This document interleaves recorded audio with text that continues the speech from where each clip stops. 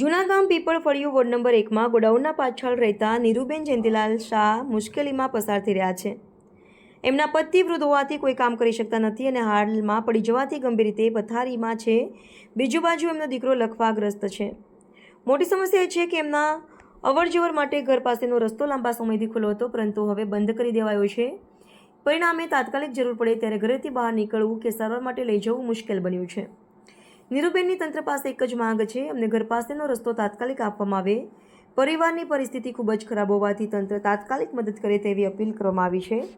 હવે જોવાનું રહેશે કે તંત્ર શું પગલાં ભરે છે. જી, આપણું નામ? નીરુબેન જયંતિલાલ શાહ. શું સમસ્યા છે તમારી? એ મને થોડીક જગ્યાએ હાલવા ચાલવાની જોઈએ.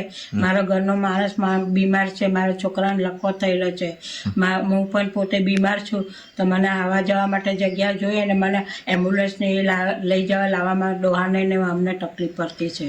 એટલે તમારે કહેવાનો મતલબ અહીંયા રસ્તો હતો કે પહેલે? રસ્તો હતો પહેલા. હા, તો હવે બંધ કરી દેવામાં આવેલો છે? હા, બંધ કરી દેવામાં આવ્યો છે. અમારે જવું કાથી હવે? તમે એમને કીધું કે ભાઈ રસ્તો ખુલ્લો રાખો એમ? પેલા કીધેલું અમે, પણ એ લોકો અમારું કઈ માયનો નથી ને અમારા હાથે પછી ઝઘડો કરવા ઉભા થયા. તો હવે તમે તંત્ર પાસે શું માંગ કરો છો?